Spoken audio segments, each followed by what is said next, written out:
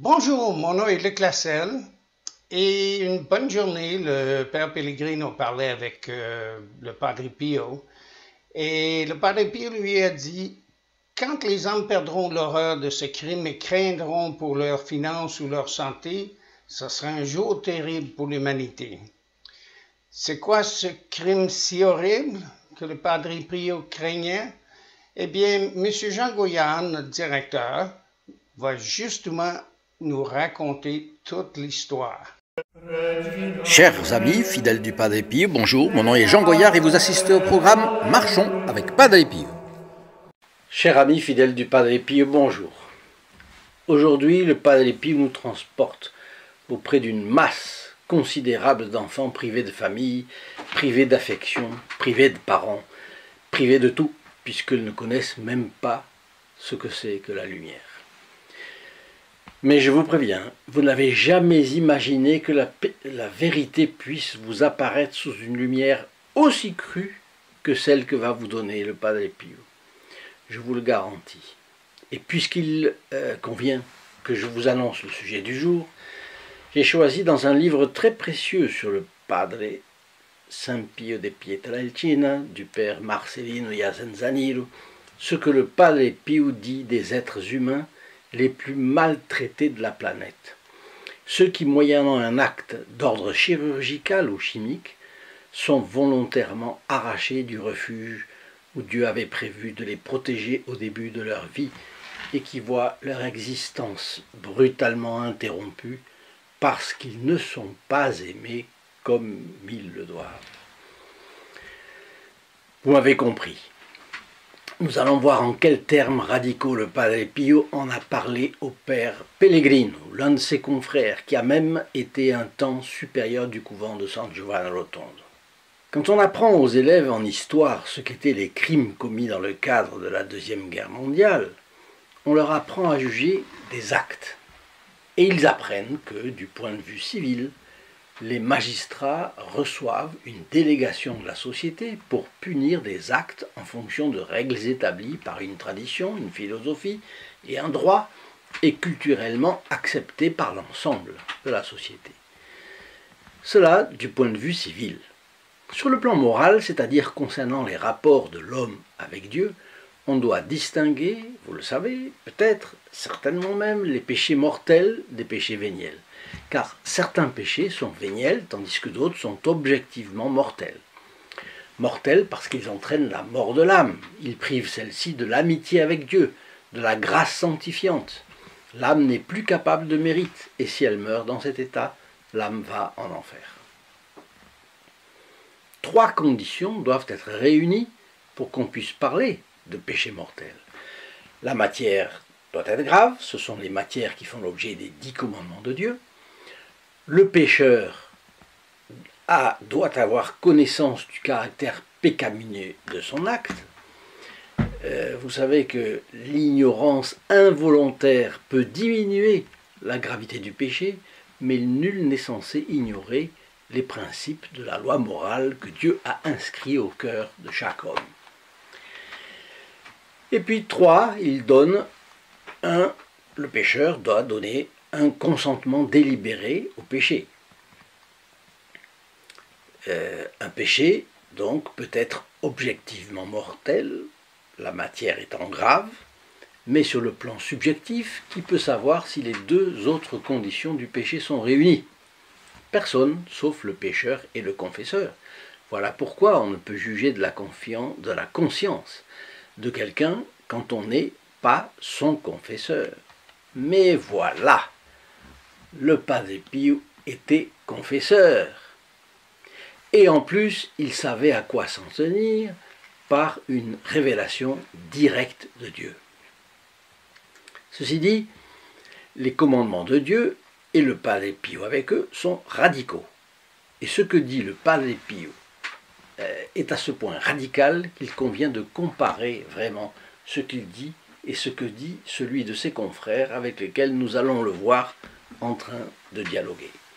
J'ajoute que si certains sont tentés de faire passer cette vidéo à la guillotine de la coupure ou à la trappe de la prohibition, c'est bien la doctrine catholique transmise par le Padre Pio qu'ils voudront occulter. Et toute personne intéressée saura qui malmène la liberté de l'information dans notre société. Le Padre Pio s'approche, le Padre Pellegrino s'approche un jour du Padre Pio et lui dit « Père, ce matin, vous avez refusé l'absolution à une femme qui a volontairement fait disparaître l'être humain qu'elle portait. Pourquoi être aussi rigoureux avec cette pauvre malheureuse ?» Le Padre Pio lui répond « Quand les hommes perdront l'horreur de ce crime, mais craindront plutôt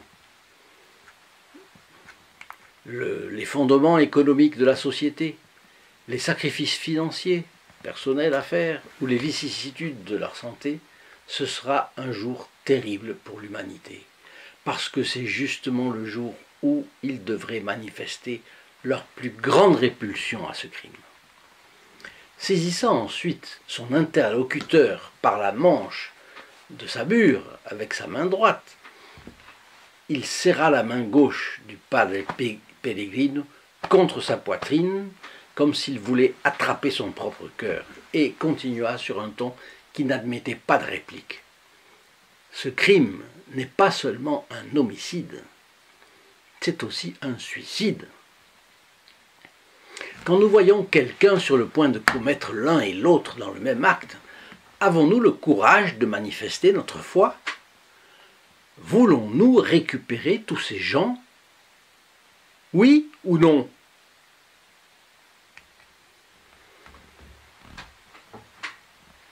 Le père Pellegrino prend un peu la tangente et dit « Pourquoi est-ce aussi un suicide ?»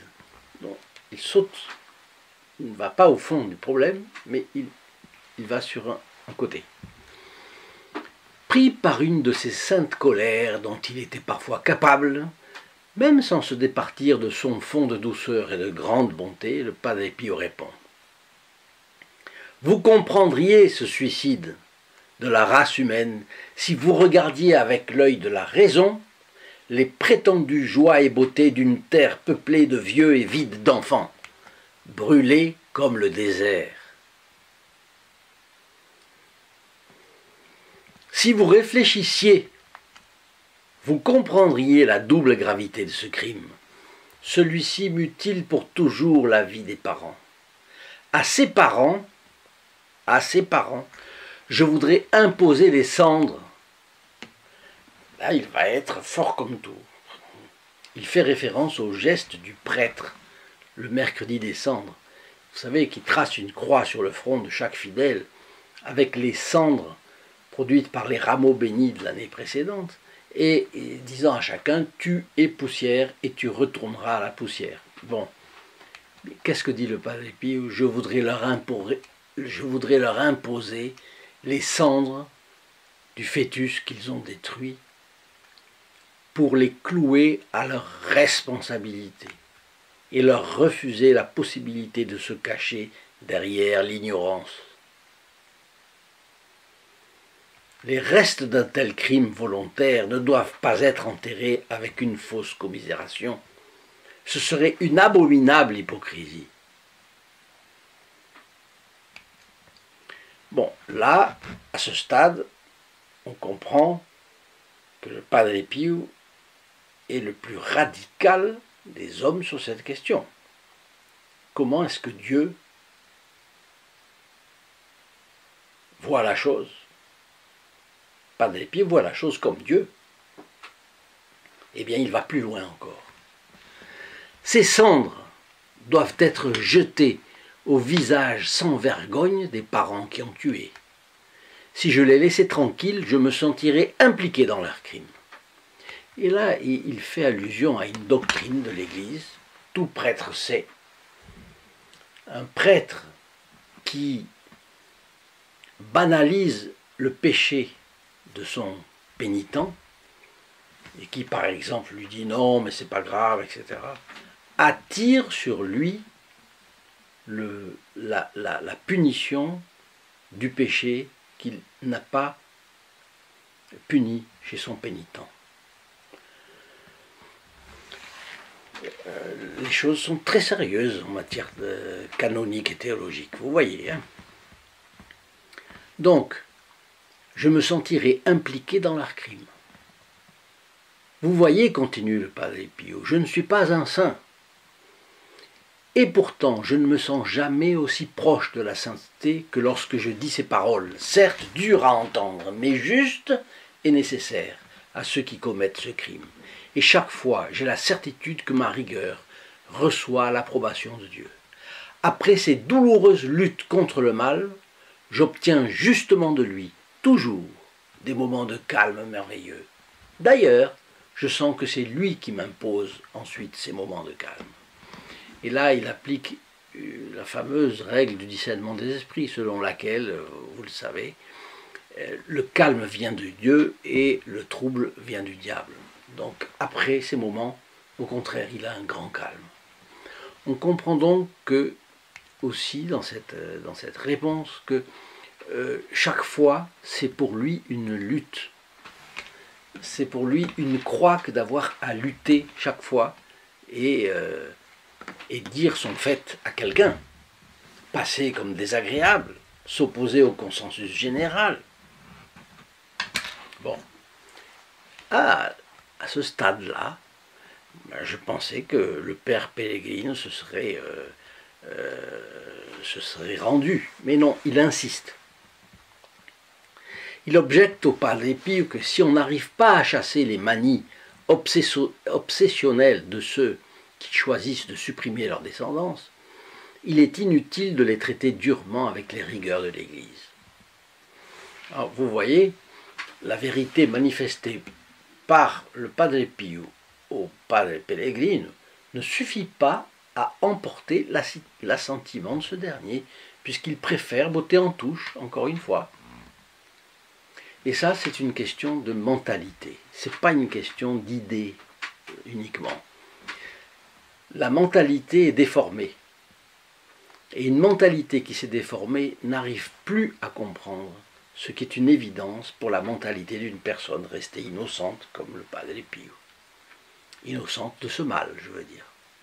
Et dans cette scène, le pauvre Padre Pellegrino représente tout un filon d'hommes et d'ecclésiastiques, il faut bien le dire, qui englobe ceux qui ont adopté l'esprit depuis très longtemps, l'esprit démocrate chrétien, ce qu'on appelle l'esprit démocrate chrétien, c'est-à-dire les adeptes des demi-mesures, de la concession au monde, du refus de la lutte, des saints qui n'étaient pas démocrates chrétiens, voyez, Saint Louis Grignon de Montfort, Saint Philippe Néri, le Saint Padre Pio, d'innombrables saints avec eux ont été considérés en leur temps comme des fous, des gens malhabiles, des gens pas charitables, que sais-je encore.